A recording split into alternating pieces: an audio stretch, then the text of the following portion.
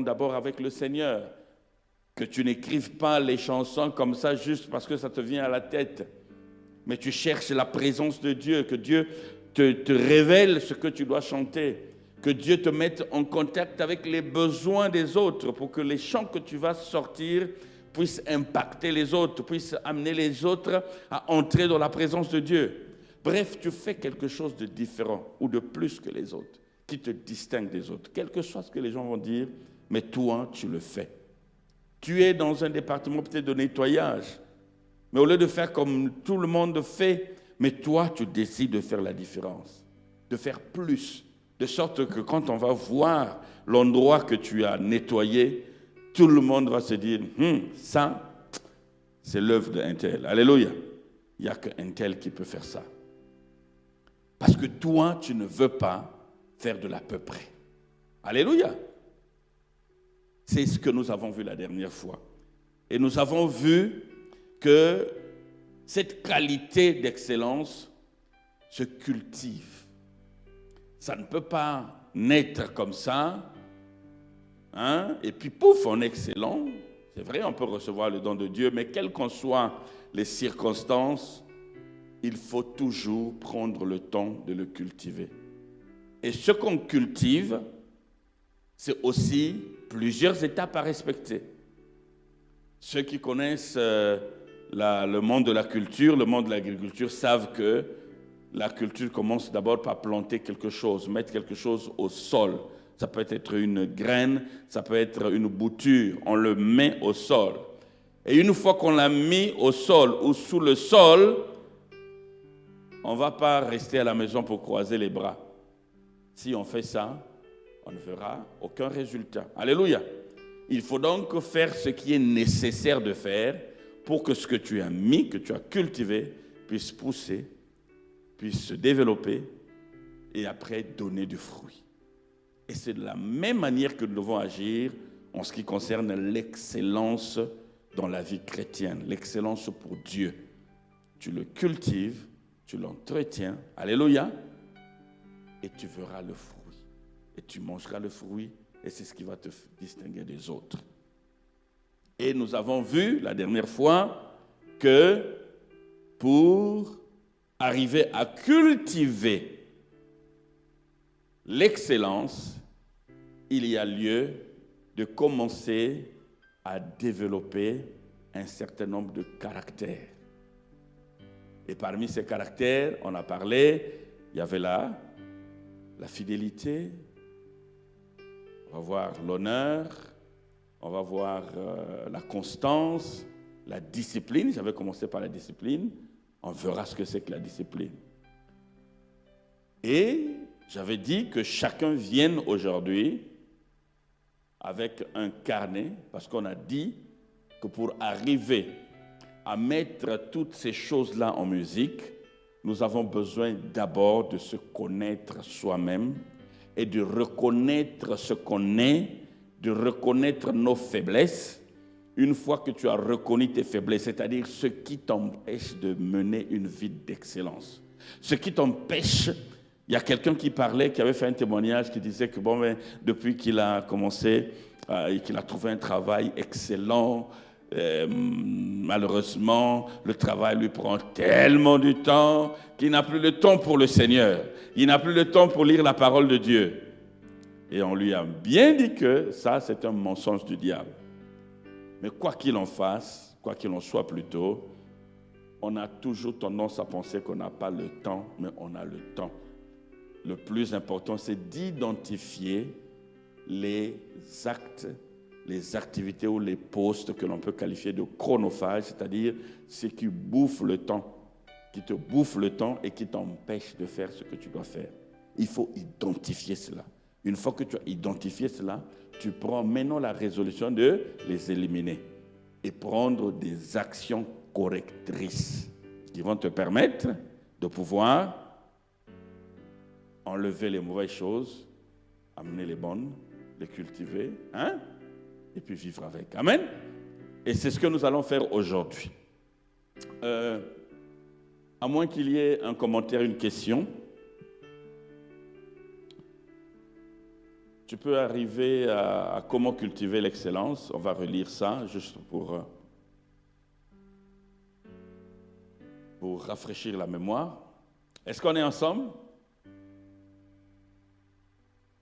Je reviens sur voilà, comment cultiver l'excellence. On avait parlé donc de Romains 12, verset 2. Qui peut nous rappeler ce verset? Romains 12, verset 2 dit quoi? Ah, c'est les choses qui devaient sauter. Ne vous conformez pas au siècle présent, mais soyez transformés par le renouvellement de l'intelligence. C'est vraiment très important. Et j'ai fait exprès de prendre ce verset. J'aurais pu prendre un autre verset pour nous accompagner dans le comment cultiver l'excellence, mais j'ai voulu que ce soit ça, parce que la parole de Dieu ici nous demande de nous transformer. C'est-à-dire qu'elle nous demande de ne pas nous conformer au siècle présent. J'ai aussi envie de dire de ne pas nous conformer à ce que tout le monde fait. Alléluia. À ne pas copier ce que tout le monde fait, mais que par le renouvellement de l'intelligence, nous soyons transformés. Et on a vu transformer, ça veut dire aller au-delà. C'est ce que ça veut dire transformer. Transformer, c'est tu es là, mais après, tu vas au-delà. Aller au-delà. C'est ce que ça veut dire transformer. Et donc, la transformation dont il est question, ce n'est pas une transformation qui se fera comme quand Jésus-Christ reviendra.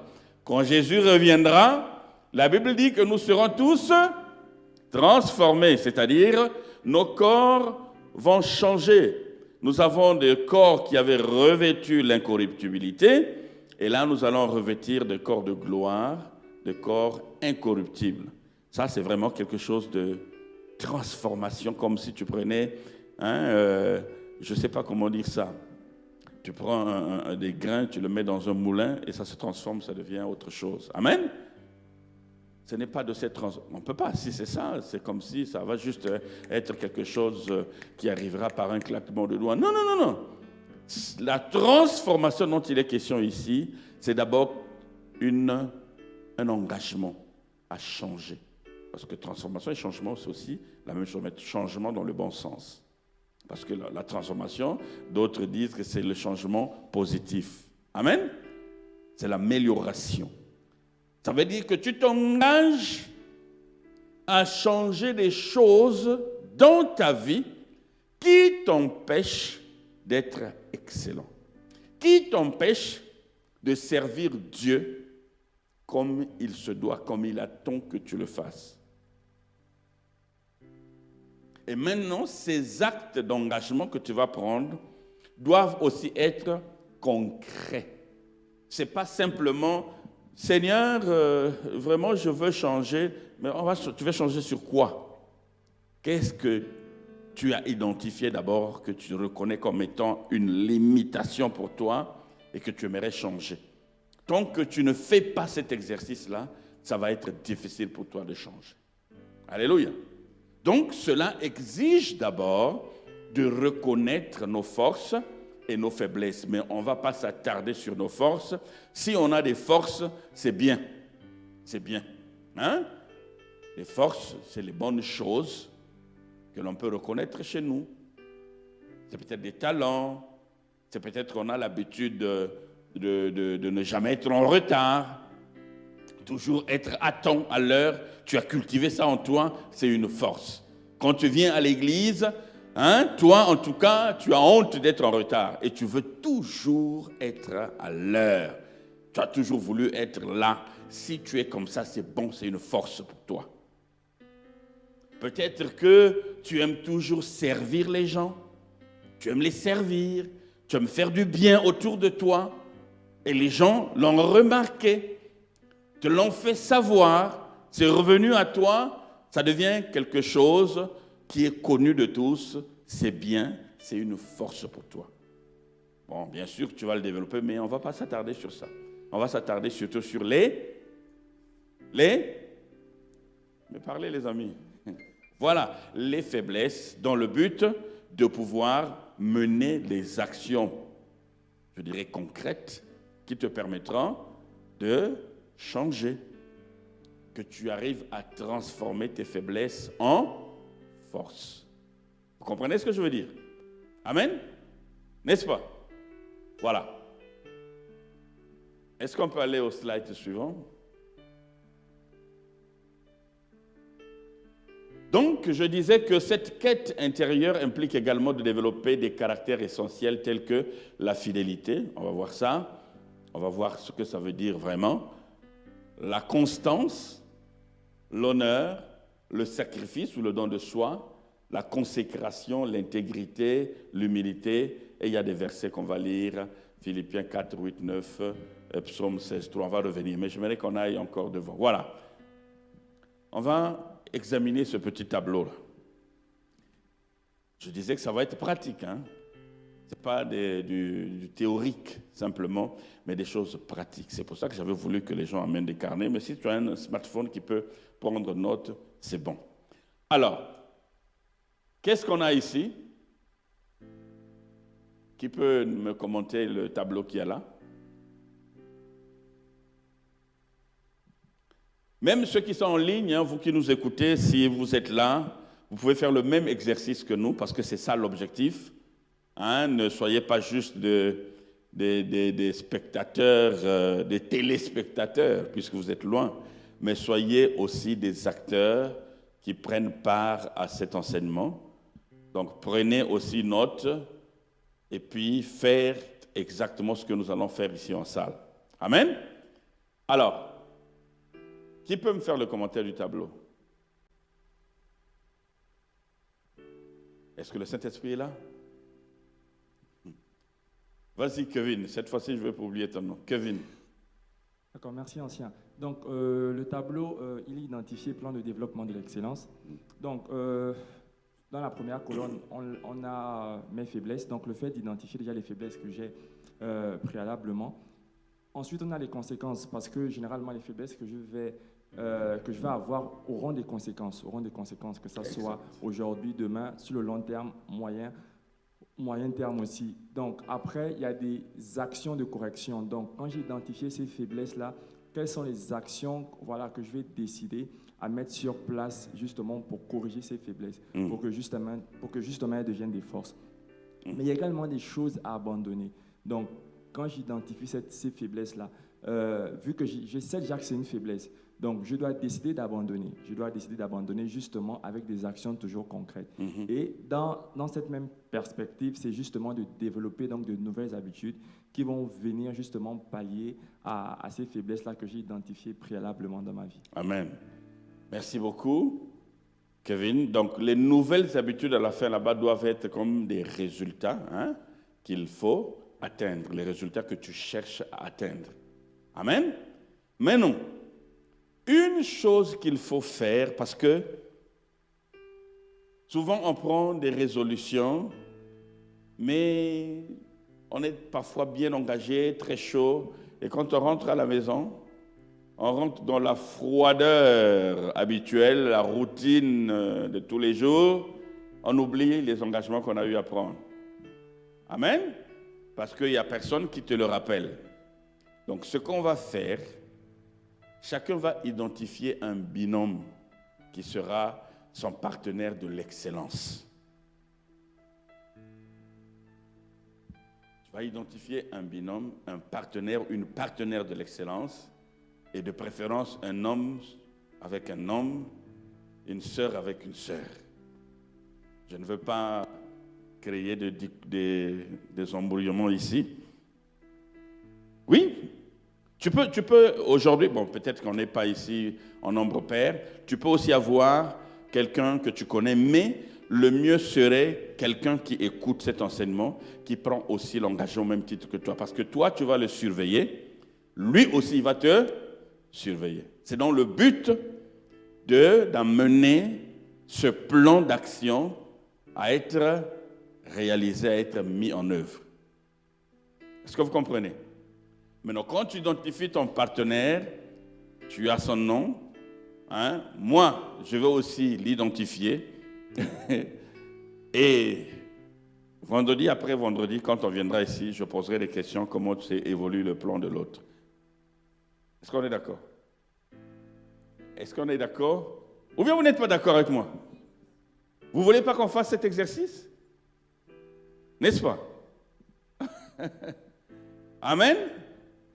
Alors, donc, vous pouvez déjà prendre ce tableau, écrire, et commencer déjà à identifier votre partenaire de l'excellence. Chacun va identifier son partenaire. Et je précise bien un frère, une sœur et une sœur. Alléluia. Maintenant, quand on va faire ça, pour aider tout le monde à comprendre, donc pour harmoniser la compréhension, nous allons prendre un exemple concret d'une faiblesse que l'on va mettre là-bas et on va identifier la conséquence immédiate de cette faiblesse-là. Et puis, quelle action est-ce qu'il faut prendre pour pouvoir corriger cela? Et après, on va aussi identifier des choses qu'il faut abandonner. Parfois, ce sont des causes de la faiblesse. Ce qui amène ou qui t'amène à t'installer ou à installer cette faiblesse en toi. Ça peut être une cause, mais une cause profonde. Il n'identifiait pas les causes superficielles, mais que ce soit ce que les Anglais appellent le root cause. Cause profonde. Ce qui est réellement à l'origine de ta faiblesse aujourd'hui. Est-ce que vous comprenez? Donc, on va identifier un exemple. Oui, mon frère. Mais bien sûr.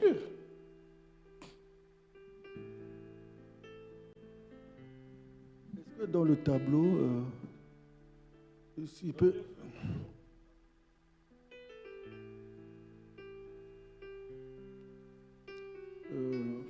Parce que vous parlez des choses à abandonner.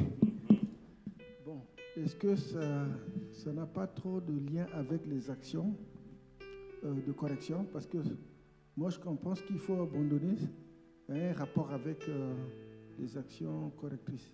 Maintenant, si vous parlez, par exemple, des causes, autant mieux ouvrir une colonne. Parce qu'une colonne, après l'identification des faiblesses, quelles sont les causes de ces faiblesses-là, après les conséquences, après les actions correctrices. Mais maintenant, la partie des choses abandonnées, ces choses abandonnées font partie des actions en principe pour corriger les faiblesses. À moins que je ne comprends pas trop bien la différence entre les actions correctrices et les choses abandonnées. Parce que pour moi, les choses abandonnées déjà, c'est des actions. Action déjà. Ok. Merci beaucoup. C'est comment déjà le frère? Mexan. Voilà, le frère Mexan. Merci pour ce commentaire. Tout à l'heure, quand on va prendre un exemple, vous allez voir, quand je parle des choses à abandonner, pensez à la cause profonde. Vous allez voir que parfois, c'est des choses pas très faciles, mais avec l'exemple, on va s'en sortir. Mais merci pour ce commentaire. Une action concrète que nous allons prendre doit être différente des choses que tu dois abandonner. C'est-à-dire que la cause profonde qui te pousse à avoir une attitude ou à avoir un certain comportement ou qui t'installe ou qui installe la faiblesse en toi. On va faire un exemple Mexan tout à l'heure. On va voir. Est-ce que tout le monde est prêt? Alors, identifions une faiblesse. Exemple. Une faiblesse.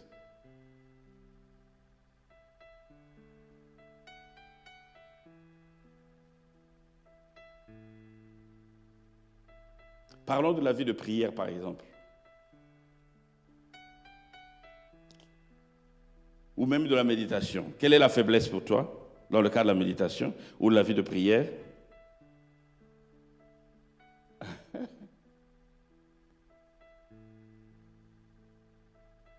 Est-ce que tu pries tous les jours? que ça manque. Donnez-le le micro. Alors, qu'est-ce qui se passe pour toi? Quelle est ta faiblesse par rapport à la méditation de la parole de Dieu? Parfois, je peux prendre des décisions. Depuis la nuit de la traversée, j'avais pris la décision de dire que chaque jour au moins, je dois lire un chapitre ou méditer sur un verset biblique. Mais quand j'avais commencé le premier, le 2, et avec le programme de l'école, je reviens, je dis, le matin, si j'oublie, je dis le soir. Et quand je rentre le soir à 21h à l'école, je dis que demain matin, je vais faire ça le matin. Et ça fait que j'ai beaucoup de dettes, comme on dit souvent. Voilà, je ne médite pas comme il faut. Mais avant, je le faisais. Mais quand même, la vie de prière, elle est là. Et je prie constamment. Voilà. Mais mes faiblesses, c'est le côté de la méditation. Voilà. Il peut faire une phrase, il peut dire « Je ne médite pas régulièrement la parole de Dieu » ou « Je n'arrive pas à méditer régulièrement la parole de Dieu ». Ça peut être une faiblesse pour toi. « Je n'arrive pas à prier tous les jours, par exemple. Il m'est difficile de faire telle ou telle chose. » C'est une faiblesse. Est-ce que vous comprenez? Ça peut être lié au péché. Actuellement, là, je lutte avec un péché, je vis dans la fornication, je n'arrive pas à abandonner.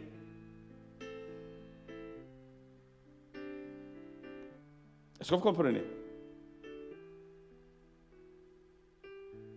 Il y a beaucoup de faiblesses. Un autre exemple.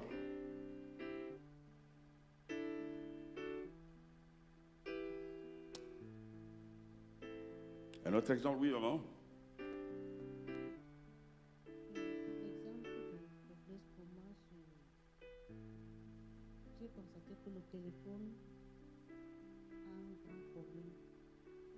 Parce que quand je me réveille, j'ai fait mon plan de ce que je dois prier 3 heures du matin. Je dois prier à minuit, je dois prier. Mais le matin, quand je me réveille, la première des choses, la main va d'abord vers le téléphone. Et lorsque je prends le téléphone, au lieu d'ouvrir d'abord la Bible, je vais d'abord voir le nombre de personnes qui m'appellent dans WhatsApp. Donc, pour moi, je dois beaucoup travailler. En tant qu'une personne du 3e âge, si déjà ça me dérange, je ne sais pas comment les gens s'en sortent. Merci beaucoup, maman, pour cet exemple. En tout cas, merci. Pour maman aussi, c'est toujours dans le domaine de la prière. Elle n'arrive pas à prier régulièrement. Elle n'arrive pas à lier son désir de prière à la réalité. C'est-à-dire qu'elle n'arrive pas à transformer le désir de prier à la réalité. Elle n'arrive pas à le faire. C'est une faiblesse. Donc, elle ne prie pas régulièrement. Donc, c'est une faiblesse sur le plan spirituel. Maintenant, si on prend cet exemple-là comme faiblesse, les conséquences, c'est quoi? Spirituellement, pour celui qui ne prie pas. Quelles sont les conséquences? Prends le micro. Et lorsque tu ne pries pas constamment, tu seras exposé à beaucoup de dangers. Exposé à beaucoup de Dangers. de tentations. De tentations, voilà. Exposé aux démons. Tu deviens, là aussi c'est une faiblesse, tu deviens faible, vulnérable, je dirais, vulnérable spirituellement, parce que tu peux être joué par le diable peut se jouer de toi, après c'est des maladies qui vont se développer, et après tu n'as plus goût à la prière, plus goût à venir à l'église, pouf, tu tombes dans le péché. Et si tu ne te relèves pas vite, c'est encore dans le péché. Et après, on va parler de toi dans l'histoire. Est-ce que vous voyez un peu la conséquence? Mais non. L'action concrète pour corriger, c'est quoi? C'est là maintenant qu'on va voir avec le frère Mexan si sa pensée correspond exactement à ma pensée quand je concevais ça. l'action correctrice, qu'est-ce qu'il faut faire?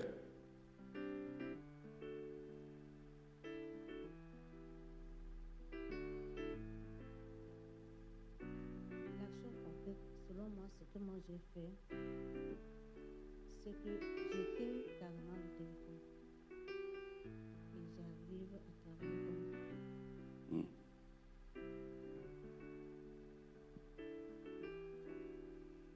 Qui d'autre, toi, l'action concrète? Elle, c'est le téléphone. Donc, on voit que la cause de sa faiblesse, c'est le téléphone. Toi, c'est quoi? Moi, c'est le téléphone, mais Tu as parlé aussi de l'école, des études tout à l'heure.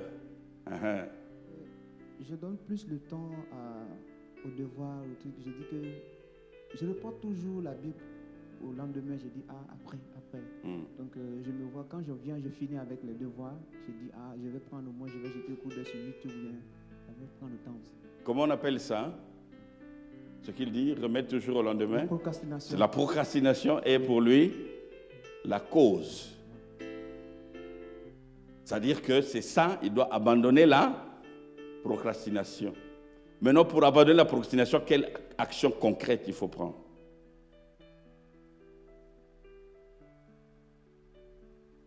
Pour remettre toujours au lendemain, qu'est-ce qu'il faut prendre comme action concrète? Tu t'organises, tu organises ton temps. Dans la journée, comme je l'ai dit, tu regardes. Puisque tu as dit que l'étude, parce que c'est pour ça que je parle de causes profondes. Tu as dit les devoirs. Pourquoi est-ce que tu arrives à privilégier les devoirs au détriment de la prière?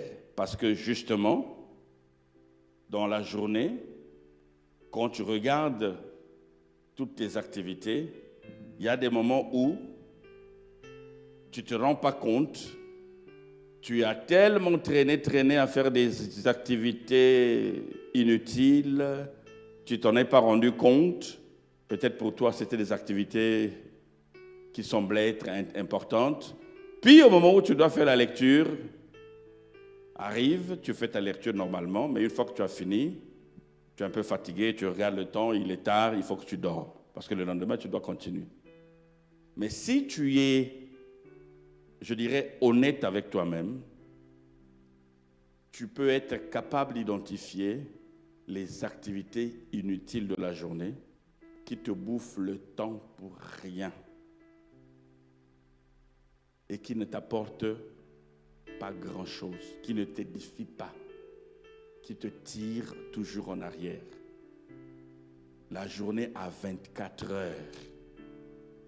Quand tu divises les 24 heures selon tes activités, identifie d'abord les activités les plus importantes, les activités importantes, nécessaires, et les activités inutiles, c'est-à-dire que tu peux ne pas le faire, ça ne change rien en toi. Est-ce que vous comprenez? Si tu les abandonnes, ça ne te change rien. Si tu les fais, ça ne t'apporte rien. Tu identifies ça, tu élimines ça. Et tu peux les remplacer par les temps de prière. Tu peux les remplacer par les temps de méditation. C'est ça, maintenant, les actions concrètes.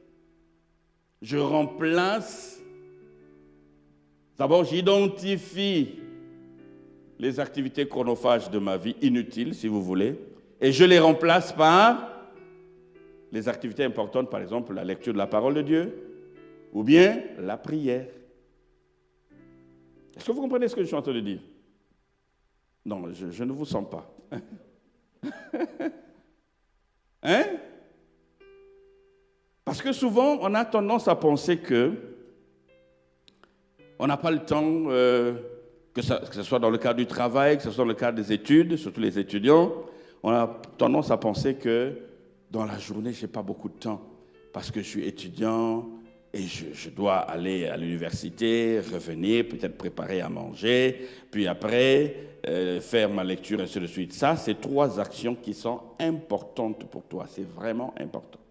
Mais en dehors de ça, tu vas voir que dans la journée, parfois il y a 2 heures, 3 heures que tu as perdu en train de TikTok, ou bien tu vas rendre visite, ou bien on vient te rendre visite. Des amis qui viennent toujours pour t'embrouiller, quand ils viennent chez toi, ils veulent rester toujours avec toi en ne faisant que bavarder. Et ce que vous dites te plaît tellement que tu aimes leur compagnie. Et eux aussi, ils viennent tout le temps te voir. Ou elles viennent tout le temps te voir. Et c'est devenu une habitude. Et cette habitude-là, tu l'aimes tellement que tu ne te rends pas compte. En fait, ça te perd le temps. Parce que ça te fait plaisir. En réalité, ça te perd le temps. Parce que si tu abandonnes ça, tu ne perdras rien dans ton corps, tu ne tomberas pas malade. Je ne sais pas si je me fais comprendre. Alors tu décides d'abandonner ça.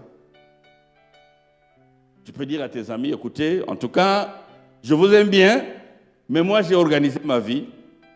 Je veux qu'à des heures où vous venez me voir, ou que je viens vous voir, ou vous m'exigez à venir vous voir, je veux arrêter ça, je veux consacrer ce temps-là à autre chose d'utile pour ma vie. Et après, tu verras que tu auras juste... parce que bon, les loisirs aussi ne sont pas exclus dans le plan de l'excellence. Ça te permet un peu de vider souvent l'esprit. Et tu peux avoir du temps, 30, 1 heure, 2 heures, avec un peu de loisir. Mais quand tu as déjà exécuté les activités les plus importantes. Est-ce que vous comprenez ça? Est-ce qu'il y a des questions? Soyez simple quand vous définissez votre faiblesse et soyez honnête.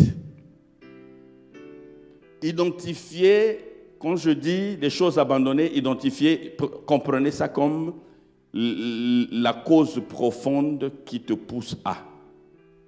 Mais non prendre l'action concrète, l'action simple qui découle directement de la cause profonde.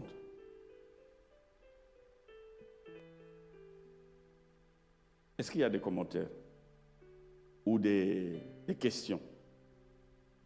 N'hésitez pas, les amis. Pourquoi vous hésitez toujours? Je sais que quand quelqu'un va commencer, ça va couler de source.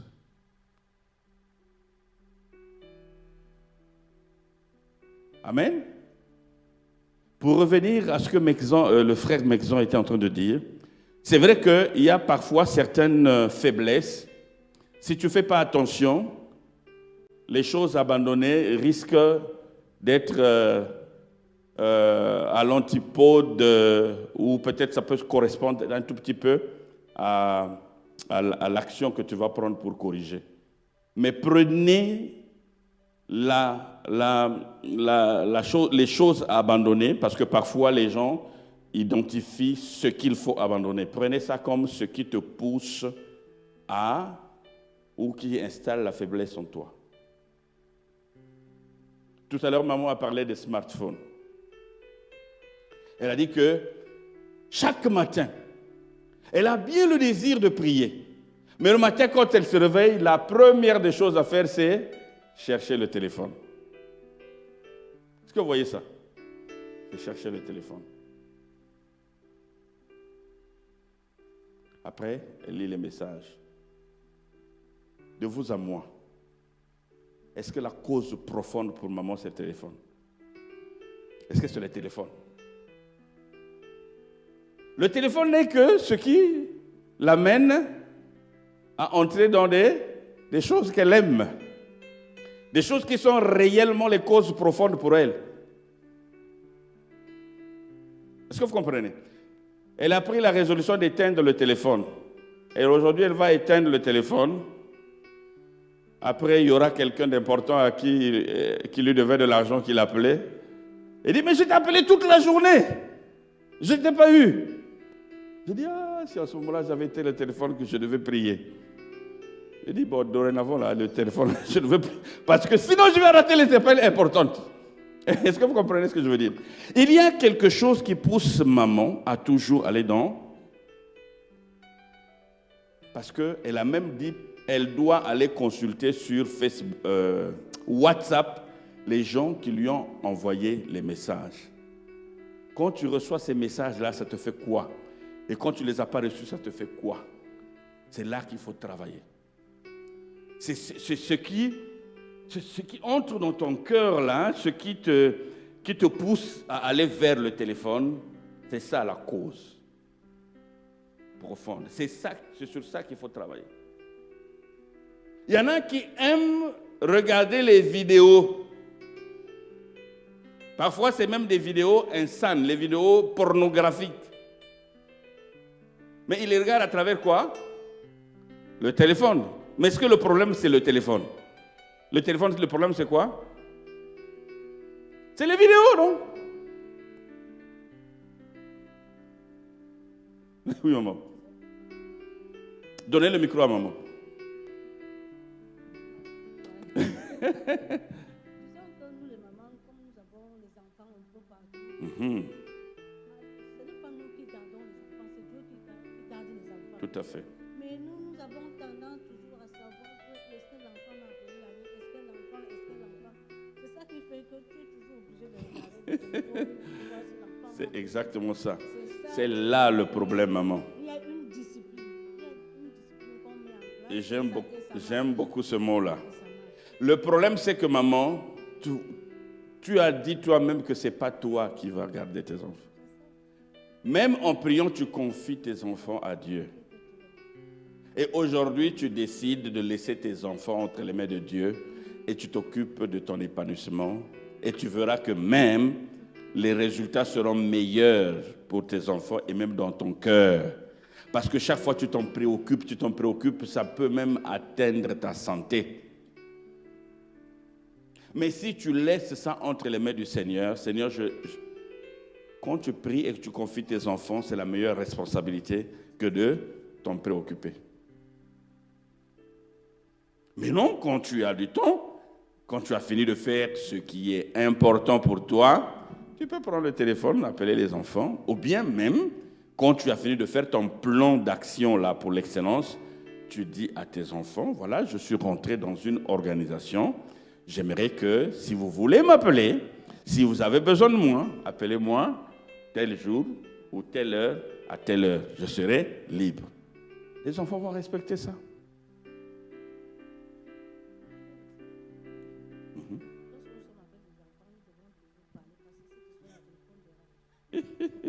Oui, donc le téléphone, c'est vrai que tu peux, comme éteindre le téléphone, dans certaines circonstances, le téléphone éteint peut aussi faire en sorte que tu aies raté certaines choses qui vont te ramener toujours aux anciennes habitudes. Donc, essaie de t'examiner. Regarde ton cœur, ce qui te pousse réellement à toujours prendre le téléphone. Ça peut être, comme on a dit, les vidéos. Ça peut être peut-être les causeries que l'on fait. Il y en a d'autres. Il y a beaucoup de gens qui rentrent sur les smartphones avec beaucoup d'objectifs, parfois bizarres. Il faut travailler sur ça. À partir du moment où tu as travaillé sur ça, il arrivera même un moment parfois, même si ton téléphone est là, ça ne te dit rien. Oui, donnez le micro à Cyril. Bon, on s'attarde sur le téléphone parce que c'est une cause que maman a dit, mais il y a beaucoup d'autres causes, beaucoup d'autres faiblesses aussi. Bonsoir à tous. Bonsoir. Je voudrais rebondir sur la discipline. Je pense que le téléphone en soi n'est pas un problème si on sait vraiment l'utiliser. Il y a beaucoup de personnes qui utilisent le téléphone pour le business, pour les affaires et qui s'en sortent plutôt bien. Mais lorsque le téléphone commence à nous éloigner de Dieu, il faudrait qu'on se pose des questions. Pour moi, la discipline personnelle, professionnelle et spirituelle, cette discipline est vraiment l'élément clé. Ça te permet de mieux t'organiser, Donc, comme vous l'avez dit tout à l'heure, on a 24 heures. On sait qu'on peut se réveiller à 5 heures du matin. On sait qu'à 5 heures, on prie pendant 30 minutes, 1 heure de temps. Pour d'autres personnes, peut-être qu'elles vont dormir, d'autres vont continuer, aller au boulot. On a un travail à faire. On sait qu'à midi, peut-être on peut prier ou encore le soir. Et je voudrais rebondir sur une chose. Ça peut arriver que le téléphone sonne. On n'est pas obligé de décrocher. Si on sait qu'on a un travail à faire qui peut nous prendre 3 heures de temps, 5 heures de temps, si cette personne-là m'appelle, je ne décroche pas. Parce que j'ai un travail à faire et je dois terminer ce travail. C'est un peu dur, mais je crois que les personnes qui sont avec nous doivent le comprendre. Il n'y a pas mort d'homme, à moins que ça soit une urgence. En tout cas pas. Et la question, c'est que comment, quand tu ne comprends pas ces choses-là, peut-être pour plusieurs, comment est-ce qu'on peut se comporter sachant que nous avons une famille, nous avons des amis qui veulent bien de nous? Est-ce que, quelque part, on ne va pas dire qu'on est trop dur? Qu'est-ce qu'il faut faire? C'est-à-dire que la solution, c'est ce que je viens de dire. Merci Sirmi pour ce commentaire excellent. Il faut que tu identifies ce qui te pousse, c'est-à-dire que ce que ton cœur aime dans le téléphone ou je ne sais pas dans quelle autre activité et qui est inutile pour toi en réalité. Il faut que tu arrives à identifier ça. Et c'est là que tu vas t'imposer une discipline. À partir du moment où tu dis que je vais abandonner ça, c'est là que tu t'imposes une discipline pour que, quelles que soient les circonstances, ce que tu as dit de faire, tu le feras. Si tu as dit par exemple que pour maman, c'est les enfants, je dis que maintenant, je prierai tous les jours pour mes enfants, je vais les confier à Dieu et je fais confiance à Dieu. Parce que mes enfants, quand même, c'est mes enfants, ça me prend le cœur, c'est un fort sentiment, mais je dis, Seigneur, je te confie ça, je te confie mes enfants et je veux me libérer un peu pour consacrer ma vie ou une bonne partie de ma vie, de la journée, à ce qui m'épanouirait, à ce qui me permettrait d'avoir une bonne santé spirituelle. Quand tu dis ça, tu y mets maintenant de la discipline pour respecter ce que tu as dit. S'il n'y a pas de discipline, eh bien, tu vas toujours retomber dans les mêmes revers. Donc, la discipline, c'est un peu l'autoflagellation. Tu te dis, quelles que soient les circonstances, je respecte ce que je dis. Mais il faut d'abord le dire. Il faut d'abord identifier ce que tu dois faire. Est-ce que vous comprenez? Un autre commentaire, une autre question?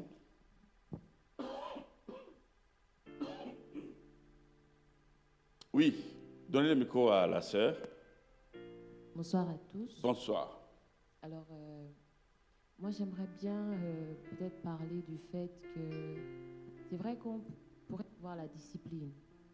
C'est vrai qu'on pourrait être peut-être occupé ou préoccupé par la santé de nos enfants, de nos finances, ou bien les quelques autres choses qui pourraient nous prendre du temps et justifier le fait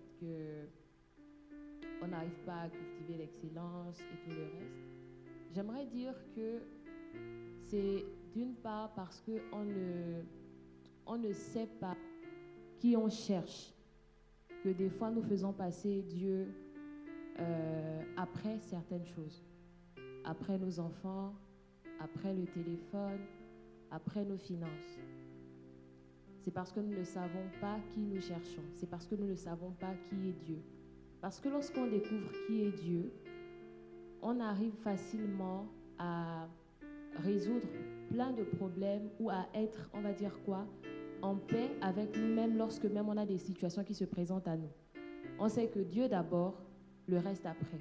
Pourquoi Dieu d'abord? Parce que Dieu est celui qui peut, face à la situation, résoudre le problème que j'ai. Pourquoi Dieu d'abord? Parce que Dieu est la personne qui m'emmène à être, on va dire quoi, sage, à être parfaite. La parole de Dieu dit que la crainte de l'Éternel, c'est le commencement de la sagesse. Et pour moi qui suis jeune, par exemple, lorsque je vais sur les réseaux sociaux, c'est souvent des petites choses qui attirent mon attention. Je vais peut-être quelqu'un qui s'exprime bien et je serai contente de l'écouter tout le temps parce que j'ai vu que la personne s'exprime bien. Je vais voir quelqu'un qui s'habille bien, je serai contente de la voir parce qu'elle s'habille bien. Je vais voir quelqu'un qui fait un bon business je serai contente de la suivre parce que je vois que son business réussit. Tout ça, c'est quoi? Tout ça, c'est... En fait, en gros, on cherche la réussite, mais on cherche quand même mal. Parce que si on commence à chercher la réussite en Dieu, je pense qu'on saura mettre Dieu devant avant toute autre chose.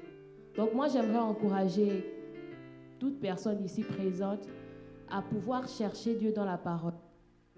Aujourd'hui, on ne lit plus. La parole de Dieu, on ne lit plus. On ne prie plus. Encore que même pour prier, parfois, il faut savoir ce sur quoi tu vas prier. Et pour prier, parfois, tu as besoin de connaître la parole de Dieu pour tenir tes promesses. Mais si tu n'as pas la connaissance de la parole de Dieu, ça ne va pas aller. La parole de Dieu, on a un exemple ou une parabole que Jésus prend de 3 types de personnes. Il parle de 3 types de terrains. Un terrain sur lequel les graines tombent et les oiseaux viennent, ils mangent. Une autre terre où les graines tombent, mais les racines s'élèvent et étouffent la semence. Et une autre terre où la parole tombe et elle porte semence. La première terre, lorsqu'il l'a définie comme cette personne qui écoute, mais qui, lorsque les problèmes de la vie arrivent, facilement, le diable vient, il enlève, parce qu'elle n'a pas trouvé de terre ferme. La deuxième personne, il l'a définie comme les soucis de la vie qui viennent enlever la parole. Et la troisième personne définit quelqu'un qui a décidé de croire que Jésus existe, de croire qu'il est vivant pour tenir ses promesses et de tenir ferme à cause de ça. C'est-à-dire, quels que soient les vents et les tempêtes, il se dit, Jésus est vivant et parce que Jésus est vivant, je ne vais pas faillir. Et pour cela, la personne a la victoire à la fin. Donc moi, je vais encourager chacun de nous à pouvoir connaître Jésus. Parce que quand on va lire, plus on va connaître Jésus, Jésus va croître en nous. Il y aura des habitudes qu'on va perdre facilement. Habitude de perdre du temps, par exemple, sur les réseaux sociaux. Habitude, par exemple, de ne pas prier avant de dormir. Habitude, par exemple, je ne sais pas, il y a des choses qui vont partir parce qu'on a compris que Jésus, voilà, il est un tout. Pourquoi? Parce qu'on aura beaucoup lu. Donc moi, je vais encourager beaucoup de personnes à lire la parole de Dieu. À commencer par lire la parole. Chercher tout le temps, lisant la parole de Dieu à tout moment. Et on va découvrir, on va trouver là-dedans plein de force et pouvoir se débarrasser d'autres choses. Merci. Merci beaucoup. Merci pour ce commentaire. J'espère que la sœur vit ça elle-même. C'est très bien.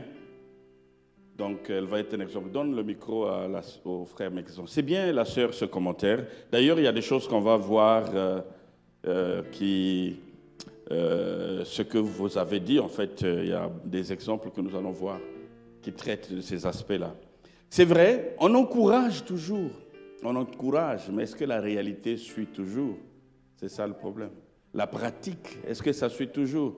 Et on est là donc pour identifier toutes ces choses qui empêchent les gens, malgré les encouragements qu'on donne, à pouvoir concrétiser par les faits ce qu'on dit, par les encouragements, par les exhortations. L'Église est là aussi pour ça. Bien-aimé Mexon. Merci. J'ai un commentaire à faire. Je pense que tout dépend de la grâce et de notre désir à nous tourner vers Dieu avec nos faiblesses pour reconnaître que en nous-mêmes, nous n'avons pas de capacité et que notre capacité est en lui. Très bien. Parce que même s'il faudrait prier, il faut la force. Même s'il faut lire la parole de Dieu, pour certains, ils ont besoin de force. C'est ça. Pour lâcher une faiblesse, tout cela, nous avons besoin de la grâce. Exact. Et l'approche ici, elle est bonne d'identifier en nous-mêmes nos faiblesses, mais au-delà, que le Saint-Esprit sonde nos cœurs et puisse nous aider à connaître ce qui est caché en nous. Parce que nous sommes limités. La Bible dit que Dieu sonde les profondeurs. Exact. Et David dit, sonde mon cœur et montre-moi l'état de mon âme. Très bien. Et au-delà de cette approche intellectuelle, parce que je peux inscrire ça dans une approche intellectuelle de l'identification de nos faiblesses, mais le Saint-Esprit peut faire au-delà et nous révéler ce qui, à nos yeux, peut ne pas apparaître comme une faiblesse, mais qui mais en qui sont réalité réellement l'est. des faiblesses cachées. Mhm, Et par-delà tout cela, même si nous arrivons à les identifier, mhm, il faudrait que nous ne cherchions pas à trouver la solution en nous-mêmes, mhm. en nos capacités, mais en nous tournant vers Dieu pour dire « Aide-moi. Mhm. Voilà mes faiblesses, telles que je les connais ou telles que l'Esprit m'a révélées. Mhm. Aide-moi. » Très bien. Et dès lors que nous inclinons vers Dieu en demandant le secours, il va nous aider. Et nous trouverons en nous la capacité. Parce que notre capacité ne vient pas de nous, Ça vient de vient Dieu. de lui. Très bien. Lui-même saura nous prendre à petits pas Mm. pour lâcher prise et pour pouvoir faire sa volonté pleinement comme il le veut. Je pense qu'il faudrait qu'on trouve en lui, dans le Saint-Esprit, ce désir-là. Tourner le désir déjà vers lui, le désir de lui plaire, le désir de reconnaître nos faiblesses et de trouver en lui la solution. C'est Non ça. pas en nous-mêmes. Hein. Mhm. Dès lors que nous tournons nos cœurs vers lui avec ce profond désir de changer, ce profond désir de, comment dirais-je, de changement, de transformation, comme Romain l'a dit, il est fidèle pour nous changer. Et moi, j'en suis un exemple de mon témoignage Mhm. où j'ai été incapable de gérer l'argent. J'ai été incapable, par exemple, j'ai passé beaucoup de temps devant la télévision. Je buvais, il y avait des fréquentations et je luttais avec ça, beaucoup d'autres pratiques. Je luttais avec ça et à un moment donné, j'ai compris que ce n'est qu'en tournant le désir vers lui, en lui disant « Aide-moi dans cette situation » parce que je n'en ai pas la capacité. Il y a des choses dont nous pouvons avoir la capacité de le faire. Là encore, c'est une grâce. Mais il y a des choses, parfois, nous n'avons pas la capacité. Dans tous les cas, il faudrait que nous trouvions en lui la grâce de changer. Et c'est possible par la foi et par sa toute puissance qui peut agir dans nos vies, au-delà de toute mesure, de nous transformer. Merci beaucoup. Merci beaucoup pour ce commentaire. Effectivement, après avoir construit ce tableau, après avoir identifié son partenaire de l'excellence, comme on a dit, il faut maintenant faire quoi? Faire ce que le frère Mexon vient de dire. Il faut maintenant prier Dieu pour t'aider à réaliser ton plan d'action. Est-ce que vous comprenez? Parce que ce que tu auras mis là, c'est des actions. Comme il a dit, il y a des actions que toi, tu peux identifier comme étant des actions correctrices, c'est bien. Mais il y en a d'autres, c'est le Saint-Esprit qui va te les révéler. C'est pour ça qu'il faut prier, présenter ça entre les mains de Dieu. Dieu aime des gens qui prennent... C'est comme David. On aurait pu prendre un cas, comment on appelle ça? Un cas d'étude sur David. David, Dieu l'appelait, la Bible l'appelle l'homme selon le cœur de Dieu. Mais David a eu à développer ce caractère-là. Il n'était pas comme ça. Et vous voyez que David posait des actes concrets pour son Dieu. Il y avait des actes qu'il résolvait de faire et il le faisait pour Dieu. Il le faisait aussi pour lui-même. Mais Dieu prenait plaisir à ce que David faisait. Mais au-delà de ça, comme David était un homme selon le cœur de Dieu, comme il aimait prier, il aimait s'abandonner à Dieu, il faisait moins confiance en lui-même, il faisait confiance en Dieu, et cette confiance-là le poussait à être audacieux. Est-ce que vous comprenez? Devant Goliath, c'est ce qu'il a fait. Il a été excellent. Tout le monde avait peur de Goliath, mais quand David est venu, qu'est-ce qu'il a fait? Sur la confiance qu'il avait en son Dieu, il sait que si moi je décide de faire ceci, Dieu va m'accompagner dans ça. Il avait confiance en toi. Donc aujourd'hui, toi, si tu fais ce plan-là et que tu décris les actes que tu dois faire pour changer, Dieu va bien apprécier ça parce qu'il sait qu'en le faisant, tu lui fais confiance. Par la foi, tu sais que Dieu va t'aider et tu pries pour que Dieu t'aide et il t'aidera. Il t'aidera. Dieu aime des gens qui prennent des engagements, qui font les premiers pas, qui posent des actes pour l'honorer. Il y aura des exemples qu'on va prendre plus tard. On va étudier par exemple le cas de Daniel et ses compagnons. Comment est-ce que ces gens-là ont été excellents, ont mené une vie de l'excellence, malgré le fait qu'ils soient dans une terre étrangère. Et comment est-ce qu'ils posaient des actes par la foi, vous comprenez ça, et qui étaient approuvés par Dieu. Et ce tableau que nous partageons, ce n'est qu'un prétexte pour vous aider à vous connaître vous-même, à être honnête avec vous-même et à faire confiance en Dieu, parce qu'après, il faut prier. Mais il y a aussi un aspect de la discipline qui est là. C'est pour ça que j'ai voulu que tu puisses t'associer avec un partenaire pour que lui te contrôle et toi aussi tu le contrôles et que vous voyez comment vous évoluez. Vous allez voir que, au fur et à mesure que vous allez pratiquer ça, tu commences à avoir une vie de prière régulière, une vie de méditation de la parole de Dieu régulière, et ton partenaire de l'excellence va se rendre compte de ce progrès. Toi aussi, tu te rendras compte de ce progrès-là. Et vous allez voir que la vie va changer. Et c'est donc ce parcours, cette trajectoire de transformation dans laquelle je vous invite vraiment à entrer. Alléluia. C'est vraiment important. Ne soyez pas... Dieu nous a donné l'intelligence pour qu'on puisse mettre cette intelligence au service, à son service, mais aussi au service de notre bien-être. C'est important. Bien-être spirituel aussi est là. Amen. Est-ce qu'il y a d'autres commentaires? Oui. Alors, ancien, j'aimerais renchérir sur ce que vous venez à peine de dire. Vous savez, l'erreur est humaine, mais la correction est spirituelle. Et lorsqu'on comprend cela, on se tourne vers des objectifs plus plausibles, en considérant nos pensées comme étant un dictionnaire, une bibliothèque. Et dans cette bibliothèque, il faudrait savoir ranger les livres, donc placer le livre, la Bible, en première position. Et en ce qui concerne les réseaux sociaux, nous savons que les technologies de la nouvelle civilisation devient pour nous un Eldorado. Et la monnaie d'échange, c'est la soif d'être apprécié. Ça veut dire que quand on est sur les réseaux sociaux, le temps qu'on prend, au fait, émane de ce qu'on cherche, qu'on désire plus profondément. Et c'est ce qui permet en sorte qu'on procrastine et qu'on n'arrive pas à prier. D'où l'importance de savoir ranger le livre et de placer la Bible, le livre de vie, en première position. La Bible nous dit, le commencement de la sagesse, c'est la crainte de Dieu. Acquérir la sagesse, avec tout ce que tu possèdes, acquérir l'intelligence. Ce qui nous renvoie à bouquiner, à chercher Dieu, parce que lire, c'est voyager, se documenter, permet en sorte que nous ayons en fait des bases assez conséquentes, bien significatives, pour être tenaces face à toutes les circonstances ou les réalités auxquelles nous serons confrontés. Merci. Merci beaucoup pour ce commentaire. Donc, tu rejoins un peu ce que nous avons déjà dit.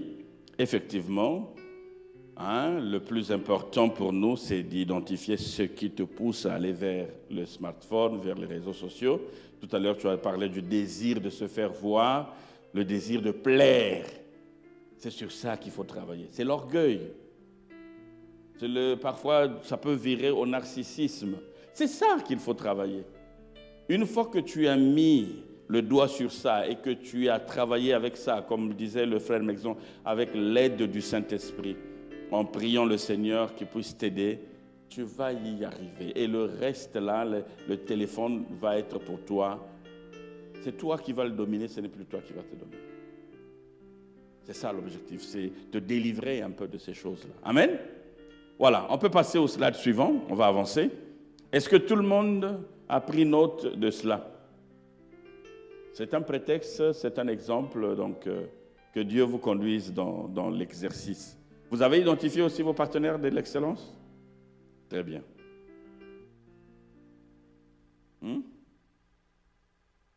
S'il n'est pas là, il faudra lui montrer, lui dire ce qu'on a dit, comme ça vous établissez un programme ensemble. Et j'ai dit que pour les partenariats de l'excellence, là, une sœur avec une sœur, un frère avec un frère. Les étrangers, maman, je pense que s'il y a une autre maman que tu connais bien, qui aime bien Dieu, essaye de lui parler de ça et puis qui partage peut-être les mêmes difficultés que toi, et puis faites ensemble un programme, parle-lui de ça et puis il peut être un partenaire pour toi. Ah, c'est compliqué. C'est vrai.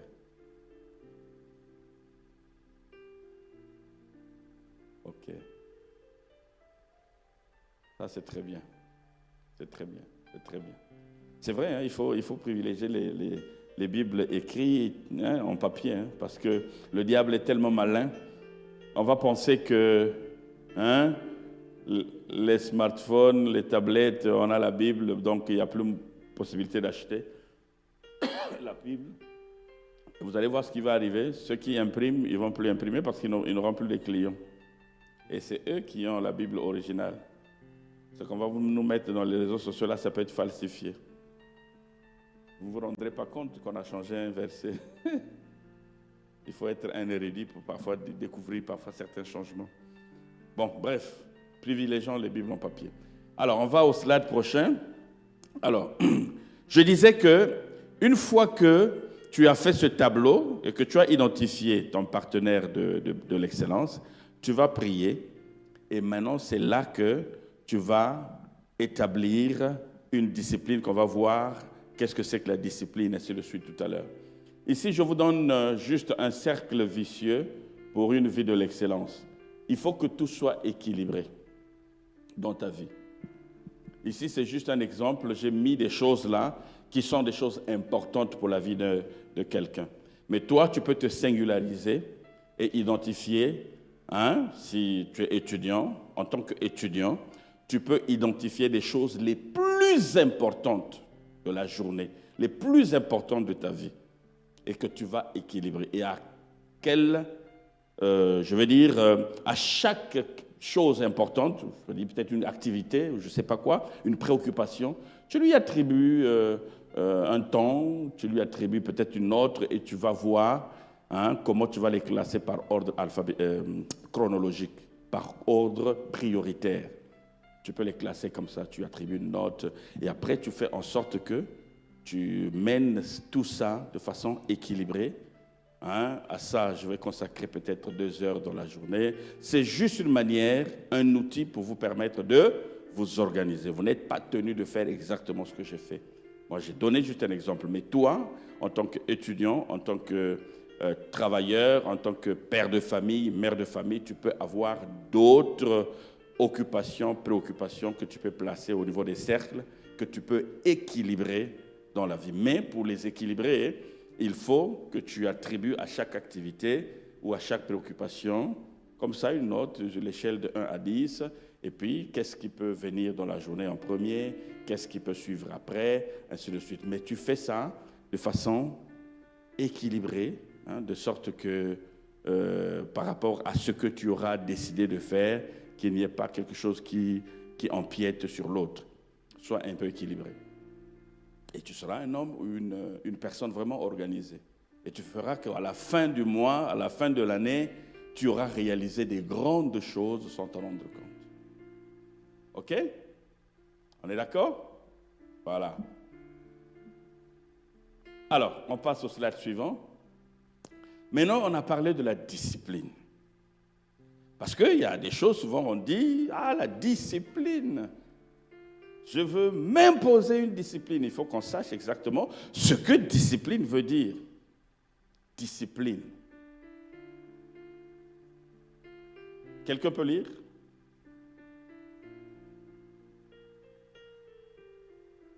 Vas-y, tu peux lire même toi. Ou bien tu ne vois pas. La discipline est la maîtrise de soi que l'on acquiert en exigeant que des règles ou des ordres soient respectés. Et la capacité de continuer à travailler sur quelque chose qui est difficile. Les disciplinaires croient que cette maîtrise de soi est de la plus haute importance et applique un ensemble de règles. Un ensemble de règles visant à développer un tel comportement. Selon Galates 6, 9 à 11. Oui, on peut lire maintenant Galates.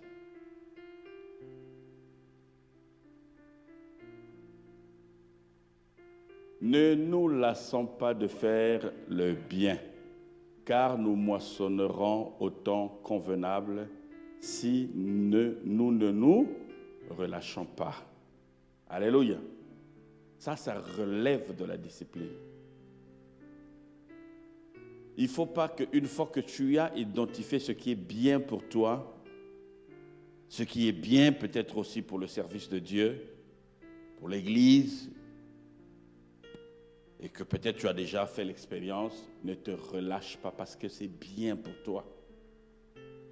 Même si c'est une corvée, ça ressemble à une corvée, c'est compliqué, mais comme c'est le bien, ne te relâche pas. Parce que ce que tu fais qui est bien va toujours finir par des résultats intéressants pour ta vie. Tu vas finir par moissonner au temps convenable. C'est pour ça que la discipline est importante. Si tu ne t'imposes pas la discipline dans les résolutions que tu as prises, dans les actions que tu as identifiées, actions correctrices pour éliminer les faiblesses dans ta vie avec l'aide du Saint-Esprit, si je rejoins le commentaire du frère Mexan, si tu ne t'imposes pas une discipline, tu n'y arriveras pas. Et la discipline, on l'a vu tout à l'heure, ce sont des règles que tu t'imposes toi-même. Heureusement pour toi, tu vas identifier un partenaire d'excellence qui va surveiller pour toi. Mais s'il n'y a pas ça, en principe, c'est toi et Dieu. C'est toi et le Saint-Esprit. Mais la discipline, c'est une corvée, c'est une rigueur que tu t'imposes, quelles que soient les circonstances. Moi, je peux vous dire une chose. Si vous regardez dans la Bible, tous les grands hommes de Dieu, en tout cas ceux qui peuvent être qualifiés aujourd'hui comme grands hommes de Dieu, ils ont été grands hommes de Dieu, c'est grâce à la discipline. Si vous voyez Daniel, si Daniel a été un grand homme de Dieu, nous allons voir ça plus tard, il a été capable de faire ce qu'il a fait, de la manière dont Dieu l'a élevé, parce que Daniel s'était imposé une discipline. Daniel, il y avait des choses qu'il avait refusé de faire dans sa vie. Il avait opté pour prier 3 jours chaque jour. 3 fois chaque jour. Il ne l'a pas fait juste le mois de janvier, parce qu'on sort de décembre et qu'on a annoncé le thème. On est tout chaud là. Mais il le fait du 1er au 30 de janvier à décembre. Il finit l'année, on passe à une autre année, il répète la même chose. Et si vous voyez comment Daniel a été élevé par Dieu, c'est extraordinaire et grâce à la discipline. Beaucoup de nos prières ne peuvent pas marcher simplement parce qu'on ne s'impose pas une discipline dans ça. Aujourd'hui, on prie, on était chaud, la prière était forte, tu as beaucoup crié, même la voix est cassée. Et le lendemain, bon, tu as un peu prié. Le jour suivant, tu ne pries pas. Après, tu te rappelles que tu avais ce besoin-là, tiens, tu te mets encore à prier. Il n'y a aucune discipline, aucune constance dans ta vie. Rien ne marchera. Et le diable aime bien ce genre de personnes. Si tu veux être spirituellement fort, si tu veux que le jour où tu seras devant un démon, tu lui dis au nom de Jésus et que le démon t'obéisse sans rechigner, discipline-toi. Sois discipliné. Si tu as dit que chaque jour, tu dois prier à telle heure, il faut respecter ça. Respecte ça. C'est vrai que une heure peut passer aussi, mais parce que pour une raison ou pour une autre, ça peut arriver. Mais comme tu as dit que tu dois faire peut-être 3 fois ou 1 fois par jour, si tu respectes ça, alléluia, tu seras spirituellement équilibré. Tu vas acquérir des forces, de l'autorité, sans même te rendre compte. Et il faut le faire de façon individuelle, sans contrainte. Si tu le fais par contrainte, eh ben, tu ne comprendras pas pourquoi tu le fais. Et donc, ce ne sera pas vraiment quelque chose qui vient de ton cœur, donc Dieu ne peut pas honorer ça. Mais même si on te l'impose et que tu as compris, que tu l'acceptes, là, ça va porter des fruits. La discipline est très importante. Tu as dit que chaque jour, au moins, il faut que je médite une fois la parole de Dieu. Et tu t'es peut-être fixé 1 heure de la journée. Et tu te mets à le respecter. Tu vas voir les changements qui vont s'opérer dans ta vie. Et c'est ça qui fait que beaucoup d'enfants de Dieu que nous sommes malmenés ça et là. On est faible spirituellement. On ne s'approprie pas les promesses de Dieu. La Bible dit que je vous ai donné le pouvoir de marcher sur les serpents, sur les scorpions, sur toute la puissance de l'ennemi et rien ne pourra vous nuire. Maintenant, est-ce que cette vérité-là est réelle dans ta vie? Pourtant, tu es un enfant de Dieu. Pourquoi cela ne marche pas? Eh bien, l'une des causes, c'est notre vie de superficialité, notre relation superficielle avec Dieu. Parce que, en fait, on mène une vie médiocre. C'est le contraire de l'excellence, la médiocrité. C'est un mot qui me faisait toujours mal quand on était à l'école primaire. Quand on t'a noté, au lieu de te donner la note, on a dit seulement médiocre. Il n'y a même pas de note. Sur ta feuille d'examen où on a mis médiocre. Tu as même du mal à montrer ça à ton père. Médiocre, pourquoi? Parce qu'en fait, toi, soit tu n'as rien compris, et il y a quelqu'un qui l'a dit, où est la sœur qui parlait de comprendre Dieu? Elle est partie. Ça dit que soit tu n'as rien compris dans ces affaires de Dieu, de comment servir Dieu, à quel standard il faut que tu serves Dieu, à quel niveau Dieu t'attend dans le service.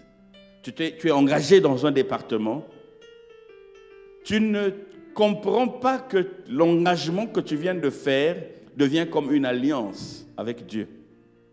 Et Dieu t'attend à un niveau, mais toi tu n'es jamais là. Tu es médiocre. Parce que tu n'as pas compris l'engagement que tu viens de prendre. Parce que tu n'as pas compris les exigences de Dieu pour ta vie. Là où il veut que tu sois, pour que tu sois une personne différente. Une personne avec laquelle lui, Dieu, il va collaborer. Dieu ne collabore pas avec n'importe qui. Hein? Vous connaissez Moïse, non? Vous voyez comment Dieu a collaboré avec lui? À cause de sa discipline. Moïse s'était distingué des autres personnes parce qu'il était discipliné. Amen. On revient sur le... Alors, si tu demandes à Dieu de t'aider à changer, il va attendre de voir à quel point tu désires vraiment ce changement. Il te faut cultiver la fidélité et la discipline. Cela est dans le principe de semis et de moisson. Il y a toujours un temps pour semer et un temps pour récolter. Mais entre-temps, il faut faire ce qui est juste, ce qui est convenable. Tant que tu ne le fais pas, ce n'est pas possible de récolter. Moi, je suis un vrai paysan, même que j'ai travaillé durant une bonne partie de ma vie dans les activités agricoles. Mais je peux vous assurer, si je prends le cas du Sénégal, je prends la culture de coton par exemple. La culture de coton qu'on aime bien, on est tous habillés ici, on est en coton. Mais vous ne pouvez pas imaginer combien la culture de coton est exigeante et difficile à exécuter. Très exigeant. Si tu rates seulement une étape, tu vas soit tout perdre ou bien les rendements vont diminuer. Il faut donc veiller à respecter toutes les étapes et les agronomes appellent ça l'itinéraire technique. Il faut respecter l'itinéraire technique de A à Z. Dès que tu rates un, il faut t'attendre à une conséquence. Parce qu'il y a un moment où le coton va être attaqué, ou les cultures vont être attaquées par les nuisibles. Ça peut être les insectes, ça peut être les chenilles, ça peut être autre chose. Ça peut être même les singes, ou surtout les cultures qui se font dans la forêt ou proche de la forêt. Et il y a des pics. Il y a des périodes où tu les vois moins, mais il y a des périodes où ça augmente. Et à chaque période, on a défini une action à faire. Et tu dois le faire. Si tu veux avoir ton coton, si tu veux avoir ton arachide, ou ce que vous voulez. Surtout dans les pays où les sols ne sont pas très riches comme ici au Sénégal. On est toujours obligé de mettre l'engrais. Mais si tu es dans des pays comme le Cameroun, le Gabon, là-bas, Dieu a béni le sol. Tu jettes même la tomate, ça pousse même si tu n'y passes pas. Mais encore que, pour avoir aussi des cultures avec un bon rendement, avec, je peux dire, avec la qualité même des fruits, il faut suivre. Si tu ne suis pas, ça ne viendra pas. Mais pour arriver à le faire, il faut t'imposer une discipline. Là où tu dois te lever tôt, parce que l'exigence est qu'à 7 heures tôt là, tu dois mener une action, il faut te lever. Il faut partir. Si tu ne le fais pas, eh bien, les résultats vont suivre. Avec Dieu, c'est pareil. Tu as fait ce plan d'action qu'on vient de mettre là, le plan de l'excellence. Tu as identifié les actions, les actions correctrices à mener. Il faut le faire. Peut-être tu as identifié les heures, les jours où tu dois aussi pouvoir le faire. Il faut respecter ça. Pose-toi une discipline. Sinon, une fois que tu rates et que rien ne s'est passé, tu rates encore une deuxième fois, tu te réinstalles ou bien tu réinstalles l'ancien logiciel en toi. Et puis tu reviens en arrière. Et ton retour en arrière risque d'être fatal même pour toi. Amen. Alléluia. On va poursuivre. Alors, un exemple par rapport à la discipline, une des choses à faire si nous voulons surmonter la médiocrité ou l'indolence et nous efforcer à être excellents, c'est 1. Arrêtez de toujours pourvoir à votre chair. Parce que la chair demande beaucoup de choses. Personne ne peut satisfaire la chair. Quelle que soit la quantité d'argent ou de biens que vous avez, la chair va toujours en vouloir plus. Encore et encore. Même si cela semble bien, mais ce n'est pas la meilleure chose à faire. C'est pour ça que je disais, il faut que tu identifies ce que tu aimes, ce qui te fait réellement plaisir ou qui fait plaisir à ta chair. Évidemment, c'est là le problème. Arrête de nourrir toujours la chair. La chair va toujours te demander le plaisir. Toujours. On peut t'inviter à une fête, on t'a servi des plats, tu as bien mangé. Tu sens dans ton ventre que ça commence par ces choses-là, ces petites choses-là, l'autodiscipline. Tu sens que tu as bien mangé, le ventre est bien gonflé, mais on t'amène un gâteau bien présenté, très joli là. Dès que tu vois ça, tu vas vouloir manger. C'est là que tu dois te dire, ma chère, j'ai mangé. C'est fini. Est-ce que vous comprenez? Même toi, gâteau là, je ne te mangerai pas. Mais la chair va, parce que c'est bien présenté, il y a une belle couleur de chocolat ou de fraise, c'est beau, la chair va vouloir encore. Si tu lui donnes et quelque chose de bien passe encore, comme tu es très faible de ce côté-là, elle va encore en vouloir. C'est comme l'argent, hein? Plus on en a, plus on en cherche. C'est ça la chair. Donc, tu identifies ces choses-là. Tu vas t'autodiscipliner en imposant la rigueur à ta chair, ta propre chair, avec l'aide du Saint-Esprit. Il faut ajouter ça. Avec l'aide du Saint-Esprit, c'est-à-dire c'est par la prière. On peut regarder Romains 8, 8 à 10. C'est par la prière que tu vas y arriver. Or, ceux qui vivent selon la chair ne sauraient plaire à Dieu. Pour vous, vous ne vivez pas selon la chair, encore que. Encore que, est-ce que c'est vrai? Hein?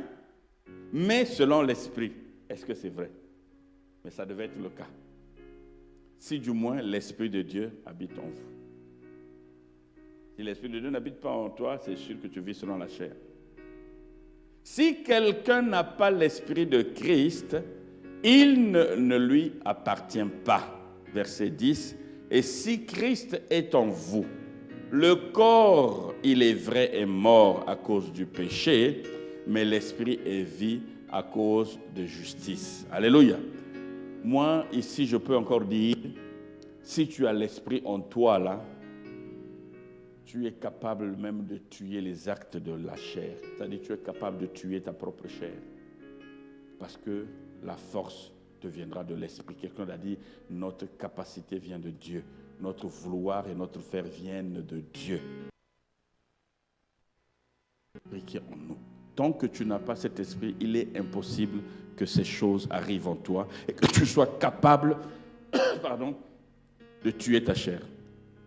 Et la bonne formule, c'est la formule de Paul qui dit que lui, qu'est-ce qu'il a fait? Il a crucifié la chair. Il a crucifié la chair. Il a tué la chair. C'est de la discipline. Il s'est tellement imposé une discipline. Il a tellement crucifié la chair que l'apôtre Paul, il est mort célibataire. Ah, on dit qu'il avait un don de célibat. Ah oui. C'est le seul que je connais qui a le don de célibat. Ici, je ne pense pas qu'il y ait quelqu'un qui a le don de célibat. D'ailleurs, je ne t'encourage pas à chercher ce don. Cherche le don de prophétie. Alléluia. Amen. On revient au slide rapidement. Il est 20 heures passées. On va bientôt arrêter. On va faire maintenant le plan prochain.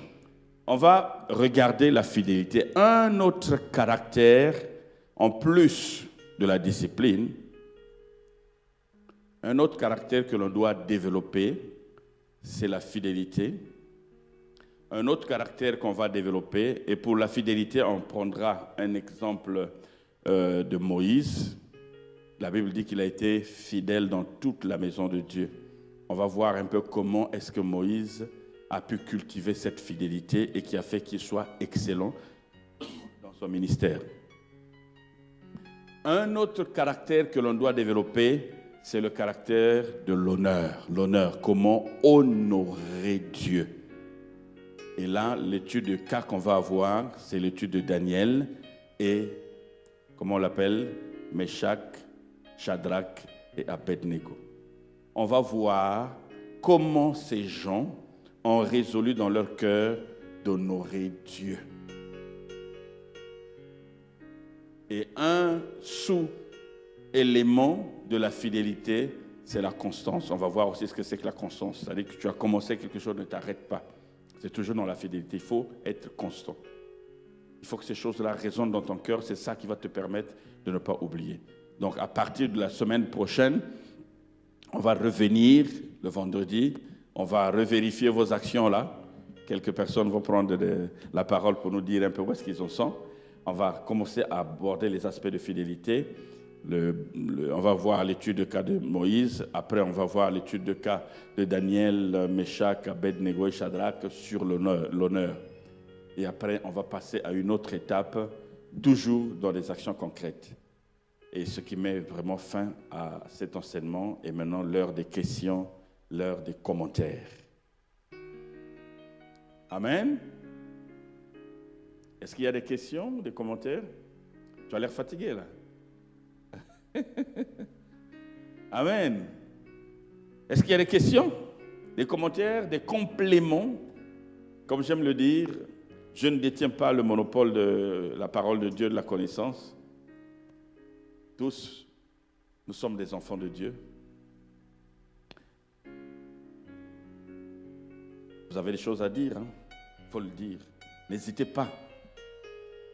Qui a une question, au moins, ou un commentaire? Oui, Sirmi, donnez le micro à Sirmi.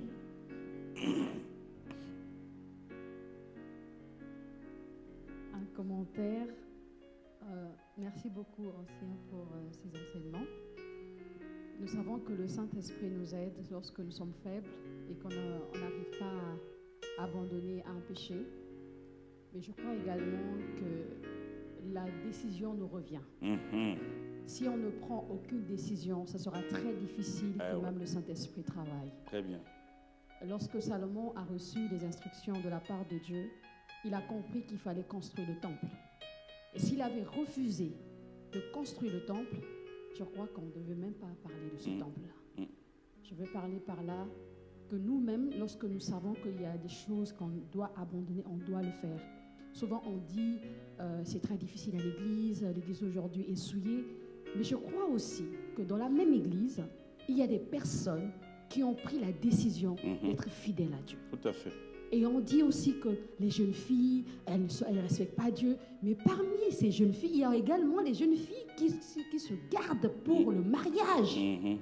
Donc tout le monde n'est pas pareil. Donc je veux dire par là que la décision est capitale, sachant que nous avons notre part de responsabilité. Voilà, merci. Amen. Donne le micro au frère Mexon qui est là-bas. C'est un très bon commentaire. Le premier jour, on avait vu que dans le processus de l'excellence, il y a une bonne part de la responsabilité et une bonne part aussi des choix que nous faisons et des décisions que nous prenons. C'est important. C'est-à-dire qu'il faut connaître celui à qui on a affaire, entre guillemets, Dieu. Si tu connais Dieu, tu connais les exigences de Dieu, ses standards, et tu sais exactement comment lui, il te considère parce qu'il t'a donné son identité. Il a donné son fils qui est venu mourir pour toi et tu as reçu son nom. Et là où tu es, lui, il te considère comme étant son propre fils. Si tu connais cette relation que tu as avec Dieu ou que tu devrais avoir avec Dieu, et toutes ces considérations-là, ce que tu vas rendre à Dieu doit être excellent. Alléluia. C'est ce que David avait dit. Il ne donnera rien à Dieu qui ne lui coûte. Daniel a fait la même chose, nous l'avons vu. Daniel, dès qu'il a mis ses pieds, on va revenir, ça j'insiste, dès qu'il a mis ses pieds à Babylone, l'empire du péché, avec ses amis, la première résolution, c'est que moi, Daniel, je ne me souillerai pas dans ce pays. Alléluia. À cause de qui? À cause de son Dieu. Amen. Vas-y, frère Mixon. Merci. Je vous remercie pour cet exposé qui est pragmatique. Je voulais dire ici, encourager quelqu'un. Peut-être qu'il va penser que c'est très difficile. Mais il faudrait comprendre que la vie chrétienne, à mon avis, c'est comme un enfant qui vient de naître. Après, qui grandit, il devient, comment dirais-je, un jeune homme, de la phase de l'enfance à la phase de la jeunesse, après la maturité. Je pense que dans Hébreu, il est dit que vous, autrefois, étiez au lait. À un moment donné, il faut laisser le lait, passer maintenant à la nourriture solide. Et après. Et ça veut dire qu'à un moment donné, lorsque tout le problème, c'est au niveau du fondement et de la manière à laquelle nous sommes convertis. Si à la base, il y a une bonne base et une bonne conversion, les principes de la fidélité, les principes de la discipline, la marche avec l'esprit nous dispose déjà aux fruits de l'esprit, dont fait partie la fidélité. Et ces choses-là, tout naturellement, même en tant qu'enfant, parce que ce sont des choses qu'on donne aux enfants. Maintenant, quand à un certain niveau, on parle de sacrifice, de la discipline, de l'engagement, du sacrifice. Et pour quelqu'un qui n'est pas encore mature, il va penser que c'est trop difficile pour lui. Il y a nécessité parfois dans notre vie de revenir à la base, au fondement, et d'apprendre comment marcher avec l'esprit, comment écouter la voix de l'esprit, comment obéir. Et cela va nous donner, va permettre au Saint-Esprit de produire en nous ses fruits, qui sont la fidélité et la discipline qui vont venir. Mais au fur et à mesure maintenant que nous allons grandir, nous devenons responsables des acquis que Dieu nous donne, des dépôts que Dieu nous donne. Et nous devons maintenant faire des sacrifices. Nous sommes aussi responsables des dépôts que Dieu nous donne en nous disciplinant. Ça, c'est à un certain niveau. Et nous sommes obligés de tendre à ce niveau, vers là. Mais c'est pour encourager quelqu'un peut-être qui est jeune dans la foi et qui pense que c'est trop demandé, c'est difficile, mais que c'est une étape aussi. et que Dieu est compréhensible aussi. Merci beaucoup. Merci beaucoup, frère Mexon. C'est la vérité. C'est la vérité. Il faut toujours regarder son parcours, à la lumière de la parole de Dieu, prendre des décisions qui s'imposent. Parce que parfois, on a été converti dans un milieu où il y avait beaucoup de laxisme. Tu voyais des aînés dans la foi qui vivaient une foi chrétienne vraiment de façon un peu légère. Ça peut t'impacter. Ça peut impacter parce que je sais qu'il y a quelqu'un, même ici, qui a fait ce témoignage-là. Il s'est retrouvé dans une situation difficile, une situation de péché, mais la réponse qu'il a donnée, c'est que, en fait, chez lui, il voyait même les aînés dans la foi vivre comme ça.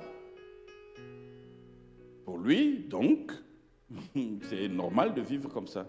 Donc, c'est important, face à la parole de Dieu, de revoir ton parcours, hein, et n'hésite pas à poser des questions, d'identifier un aîné dans la foi qui est un aîné modèle, que tu vois qu'il vit vraiment bien dans sa vie avec le Seigneur. Tu t'approches de la personne, tu lui dis, écoute, moi en tout cas d'où je viens, voilà comment j'ai grandi, voilà ce que je voyais, mais ici je vois autre chose, qu'est-ce que je dois faire, est-ce que... Pose des questions, c'est toujours important. Amen.